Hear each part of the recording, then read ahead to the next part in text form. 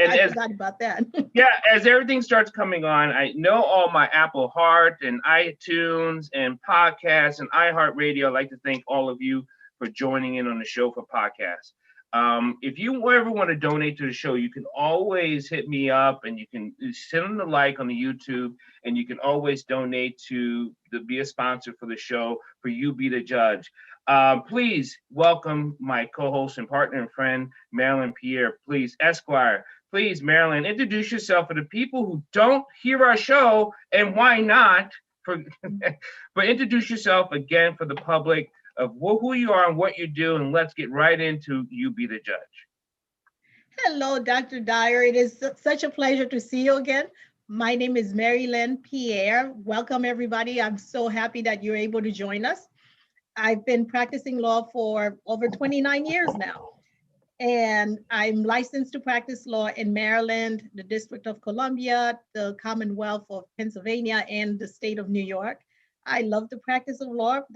I've wanted to be a lawyer ever since I was young, and I love discussing law and politics and everything and everything in our community, basically.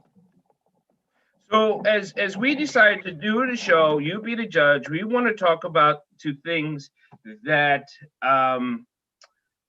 most people don't know what is going on in our court system. That has always been a problem for us as people to not know what's going on in the court system. So we want to go over some things and people can ask the questions about what is it about this and how come this always happens in court.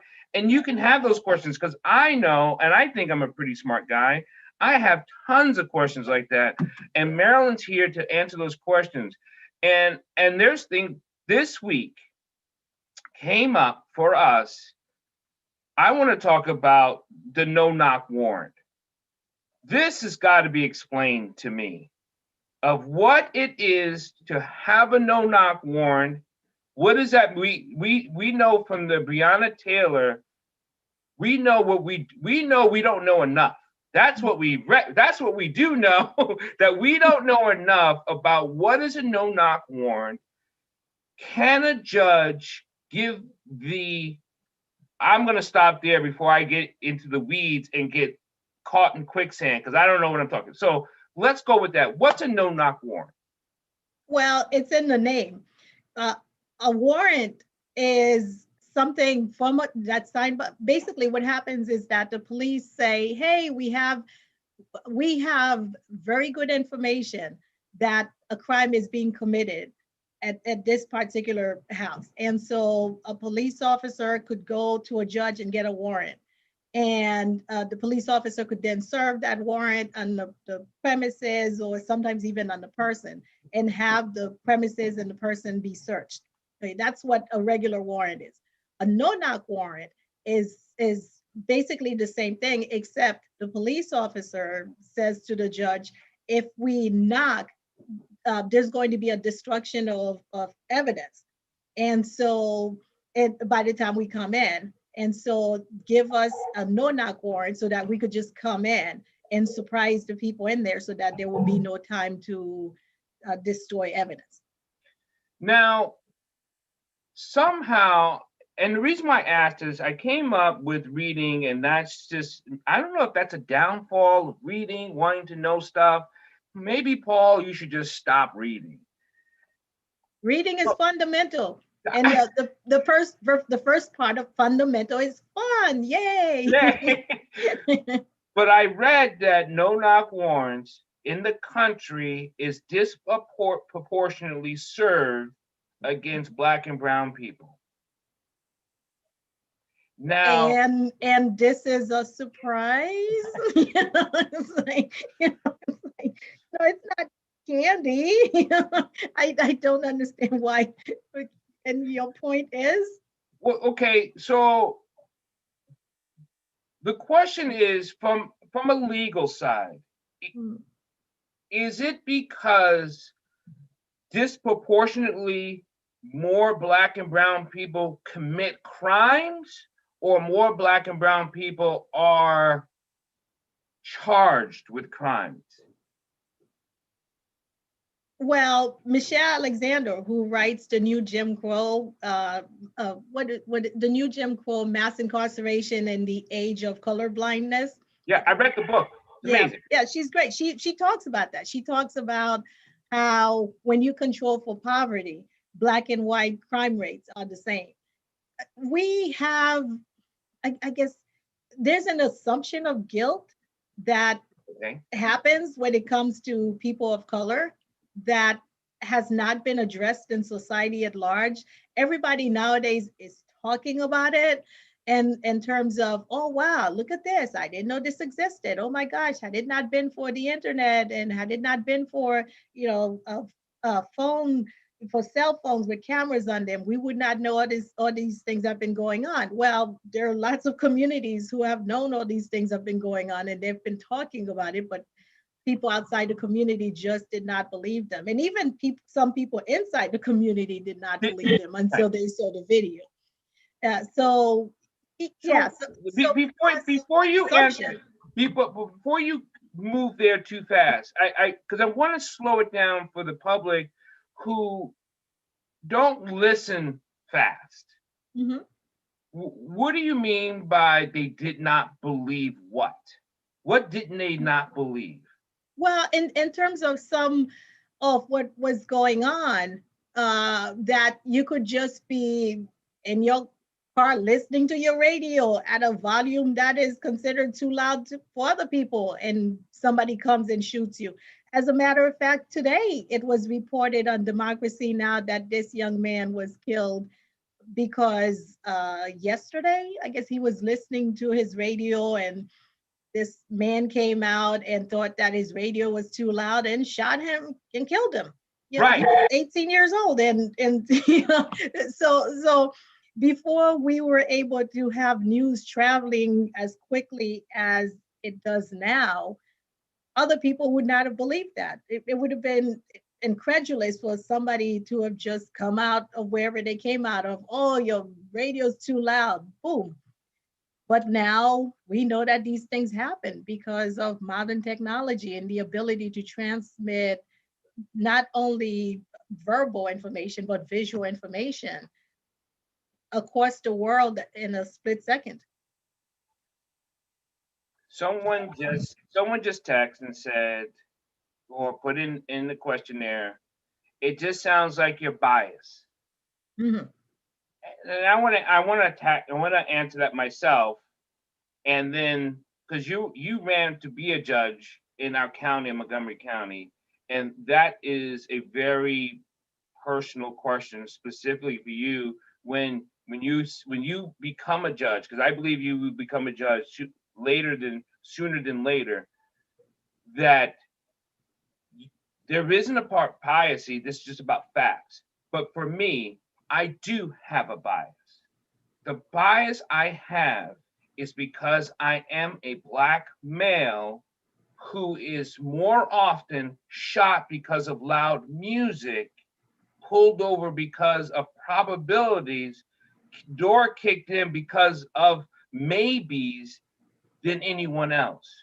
I'm not sure if that's a bias on my point or that is also just a fact, and that is personal to me. Mhm. I I I think it's lived experience. Maybe the person who's saying that hasn't lived and had the experience that some of us have had. I live in a house that, and I think I've always lived in houses that are mainly made of black males. And so their experience have been at the forefront of my experience.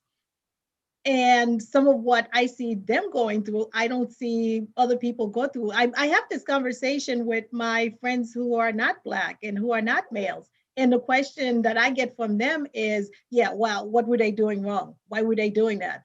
Why couldn't they be doing something else? Why couldn't they be someplace else? It's as if these, well, mainly Black males have to explain themselves. What we're doing Yeah, exactly. all the time.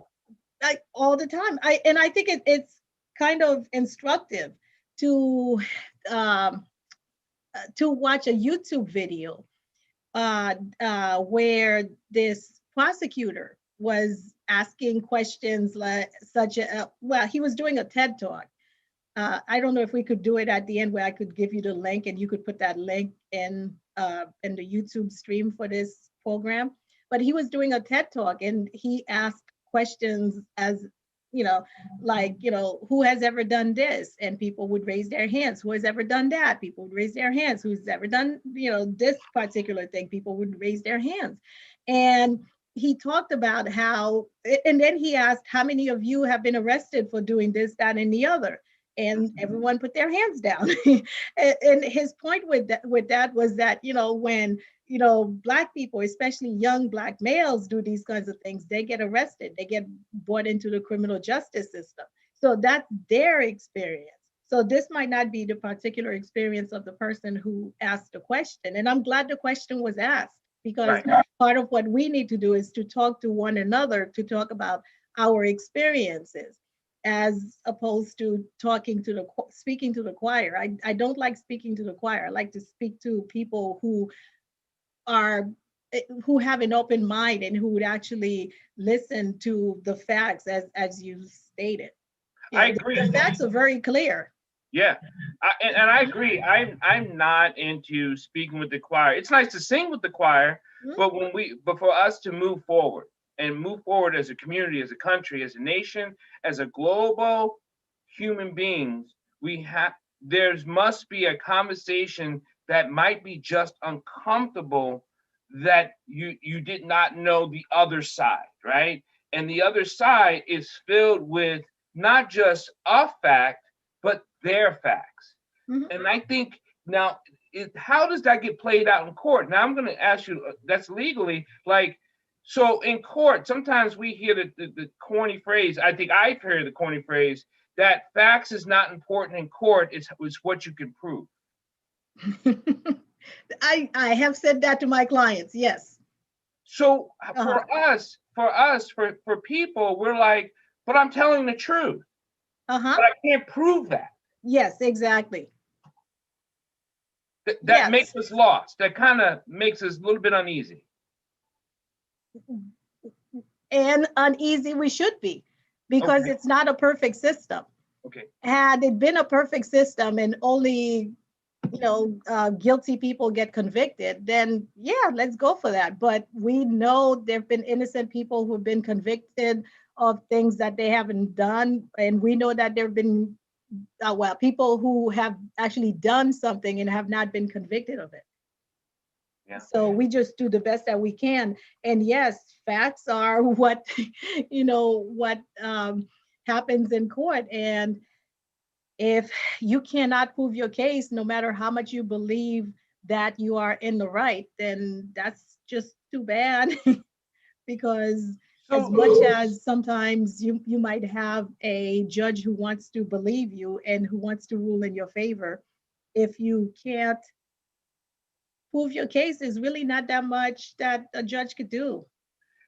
And I don't want to get away from the no-knock warrant, so I want to shelf this question, and I actually want to write it down so I don't forget it.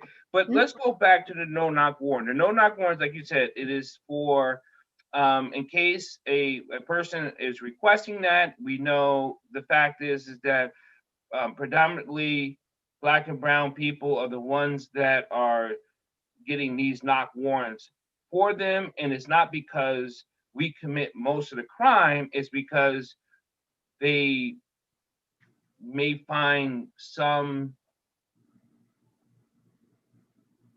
issue with serving the other warrant.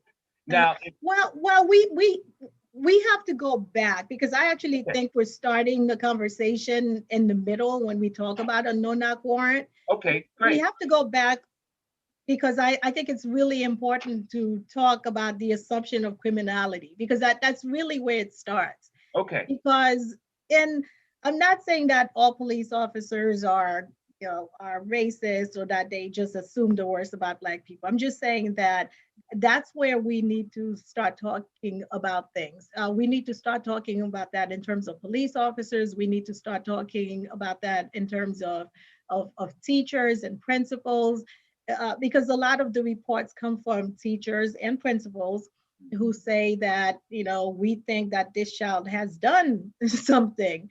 And so when there's that assumption of criminality from the very beginning, and I don't know how much. You want to explain criminality and what it appears to be, or how it's written?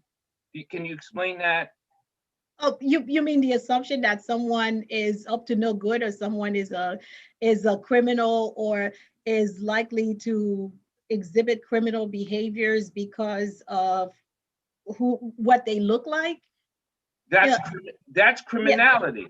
yeah. Well, there's an assumption that people who look a certain way have criminal tendencies, and that assumption is something that we consume in our environment every single day. It's getting a little bit better in the sense that we're asking ourselves questions that we weren't asked before. For instance, when I was growing up, I'm 55 years old. When I was growing up, in the news, there would always be, you know, all these, young Black men who were being arrested for things, and they were, I guess they call them a perp walk nowadays. Yeah. And this was considered the norm. Like, oh, young Black men are out there committing crimes again, so here they are, just so we could consume it. So by being humans, what we consume is what we learn. And so we had the idea that these young Black men were out there committing crimes. And I'm not saying that, Right. all young Black men are innocent. That's not what I'm saying at all. What I'm saying is that we have a sort of assumption that these things are going to happen because of the way certain people look. And sometimes it happens because they're they're just bad. Some people just do bad things without any reason. And, Sometimes it happens because of necessity. and Hey, then I'm hungry, I want something to eat, so therefore I'm going to steal from the store. Sometimes it happens because we are trying to prove to other people, hey, I'm cool, so I could steal this, and get away with it. So there are lots of reasons that it happens. but you made it a point, and I wrote it down. Criminality, it literally starts from a professional making the assumption of teachers, principals, and I put i.e. leaders of something. They make the quickest recommendation to how this person, young person, is being perceived and assumed as. And that Yes, creates, yes, uh-huh. And right. and and the statistics prove it. The research on bias, the research on prejudice. I mean, you have all these kinds of things that basically show that what we're talking about what is happening. Some people have implicit bias and they don't even realize that's what they're doing, but that's what the research has shown that they're actually doing. Yeah, And so from it that, starts from there. right, and from that start, Mhm. now we're talking about, let's just go from a teenager, the 13-year-old to the 18-year-old has now is deemed in the school, he's that kid. He's Yes, that exactly. he's that type of kid. Mhm. Oh, there he is again. Mhm. So now, And I want to give you a concrete example, yes, because I think sometimes it's so esoteric that people don't really understand what happens. I'm thinking about a young man who, oh gosh, I think he was 12 years old. Was he 13 yet? I think either he was 12 going on 13, or he was 13 going on 14. He was definitely less than 14. What happened with him was that he was walking to school with two of his friends. One of them was a former girlfriend, and one of them was his male friend. So the three of them are walking, and all of a sudden he notices that he's walking ahead and the two of them are walking behind him. And so he turns around and they're giggling with one another. And he thought, okay, that's strange. And what they did is they ran up to him and they both smacked him on each side of his face. They were each on one side and they both smacked him. And then they ran away, just kids playing around. They both ran away. The young girl was faster, it seems, than the young boy. So he ran after the young boy. He ran after the young boy and, he smacked him too. And boys being boys, they decided that, we've had enough. Let's just walk home now. So they walked home. So basically a smack for a smack. They walk home. He then gets home, was getting ready for his after school activities to start in terms of snack, homework, the usual. When his mother gets a call from the school and say, can you bring him back to the school? So his mother brought him back to the school. He was then arrested at the school. Now, mind you, this did not happen on school property, but he was then arrested at the school. His mother said, can I put him in my car and take him to the police station? Because I'll just follow you. I just don't want him in the back of a police car because he's so young. And the police officer said, nope, we've got to take you. We've got to take him. Okay, so he gets in the back of the police car. He goes to the police station, and his mother and at that point his grandmother are at the police station waiting for him. The police officer cannot get the computer to work for the fingerprinting, and so the police officer takes him downstairs and lock up. It so happens that at the police station he's the only one down there by himself, and he says it's for about 10 minutes. He's reading the things on the wall. One of the things that he remembers it being said on the wall is that, if you've made it this far, you should kill yourself. And so this is, like I said, less than 14-year-old reading this and going through this experience over, basically a tit for tat with a schoolmate. He was charged, he was eventually fingerprinted, he was charged, and he goes to court. He's charged as a juvenile, but he's still charged. And when he gets to court, he has found to be involved, which is Marylin's way of saying that had he been an adult, or had he been charged as an adult, he would have been found he would have been found guilty of what he was charged with. And so you ask yourself, had this young man not been a certain color, not been in certain neighborhoods, whether he had gone through that, whether that the school would have said, okay, you guys cut it out, you write an apology letter to him, or you each write an apology letter to each other and let bygones be bygones. As a matter of fact, the young man who was brought to court to testify against him was like, I don't know what I'm doing here. We were just playing around. How did it get so far? And so that's what I mean by we need concrete examples, because when you hear these concrete examples and you see how minor something could start and it elevates into having to be brought in court, and now have this child having a juvenile record, that if he decides to join the military, for instance, he's going to have to get a waiver from the military because they have to look into his juvenile record to see whether or not they are going to approve him. So these kinds of things is what I mean by we need to start from the very beginning.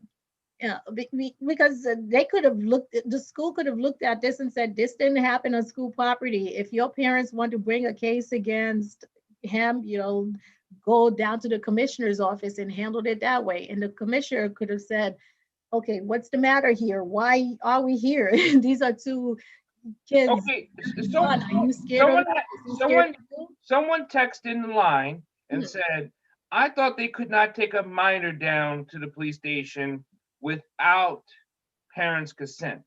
Oh, they do it all the time. Oh, wait a minute. Yeah. What's the okay? My question is what's the legal? Is they do it, but is it, so how is it legal? Okay, explain that to us then. Well, how is it legal is that there are different types of justice system for some people. Like, okay, let's go back a little bit to the no knock warrant for a moment. For Right. instance, have you ever seen like a rich person's house being, you know, having a no knock warrant and that rich person's house? I remember a No. couple of months ago where this person was being arrested and they wanted to embarrass him. So they called the they called the press and say, we're going to arrest this person at this place at this time, show up. And so, they showed him being arrested. But usually what happens is they called him up and say, hey, could you come to the police precinct at such and such a date, such and such a time, because we want to talk to you. And of course, by then the person lawyers up, and I've been there, where I've shown up to police stations with people, and asking the police, why are we here? And you can't prove this case because this, that, and the other. And out of all the cases where I've done that, there's only been one case where the person was actually charged after that. So we nipped it in the bud before it even got to the state's attorney's office or the prosecutor's office. That's what happens when you have the privilege of having a lawyer accompanying you to the police station. But if you don't, but let's make this clear. Mhm. If you do not have that, Yes. you will be locked up. Well, I won't say you will be locked up. Your chances of being locked up are greater because at that point, there's no counter argument. Okay, like for instance, I had a case where I was brought to the police station because this young man was accused of stealing a bicycle. And he was going to get charged with stealing a bicycle. And I said, well, can we show up and talk to the police officer? So we showed up and talked to the police officer. And we're like, look, at the time this happened, this young man had a cast on. Why is he going to steal a bicycle? How is he going to ride the bicycle from where he supposedly was going to steal it from to his house or any place else when he has a cast? And so because of that, charges were not brought against this young man, as opposed to, oh, this young man stole a bicycle. Let's go to the state's attorney's office or the prosecutor's office and talk to the prosecutor. The prosecutor then charges him. And by the time he gets his defense ready, he already, his parents already had to pay for a lawyer and do all that kind of stuff, to defend him. So it's not like there could be some improvements. And yes, police officers are allowed to talk to your minor under certain circumstances without the parents being there. And But it seems like for a certain amount of color of people or a certain amount of types of people, is all those circumstances are always there. Yeah, exactly. But it seems like in those particular reasons, Mhm. it seems like those circumstances always gets applied.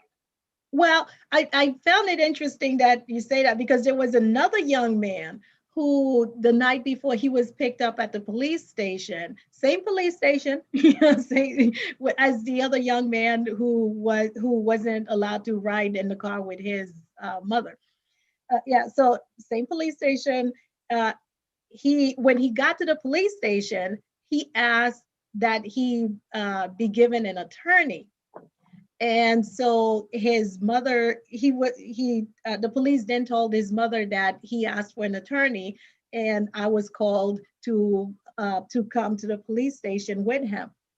Now, what I found interesting about that is that that young man said that the reason why he asked for an attorney when he was brought to the police station is because the night before he had seen Ava DuVernay's When They See Us, about the exonerated five.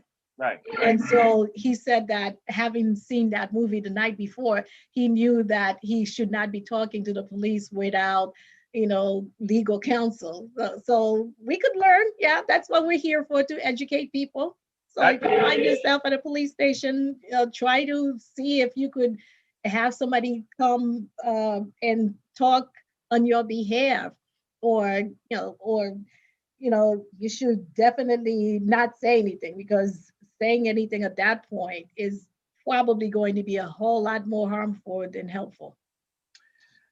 We do this every Wednesday. The next show is the 9th. We're here at 6. Marylin, Pierre, Esquire, Dr. Paul, we're here. You be the judge. It's to talk about these things and to educate you. Because if when you are not educated, when you do not know, it is used against you. And in this case, legally, it is always disastrous.